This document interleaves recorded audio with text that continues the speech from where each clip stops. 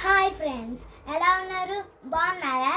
నేనైతే ఈరోజు నిమజ్జనం మా ఊరిలో చేస్తారు. దానికోసం నేను కథ నేర్చుకున్నా. ఈరోజు అది చెప్పబోతున్నా. ఒక ఊరిలో కైలాసంలో పార్వతీదేవి నలుగు పెట్టుకున్న దాంతో వినాయకుడిని తయారు చేసి ప్రాణం పోసింది. ప్రాణం పోస్తే ఎవరిని రావద్దు అని చెప్పింది వినాయకుడికి. దానికి పేరు వినాయక అని పెట్టింది.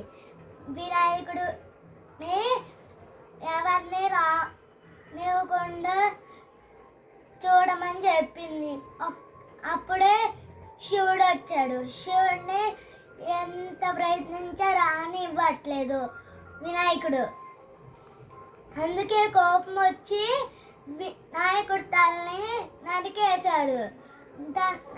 అరుపు వినిపించి పార్వతీదేవి ఉరుక్కుంటే వచ్చి చూసింది. తను వారసుడు అని చెప్పింది. ఏదన్నా జంతు పుడుకొని ఉంటే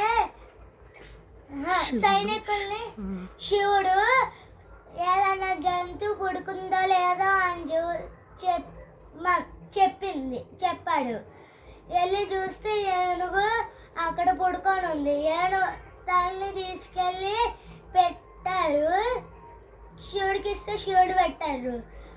దానివల్ల వినాయకుడు ప్రత్యక్షం అయ్యాడు.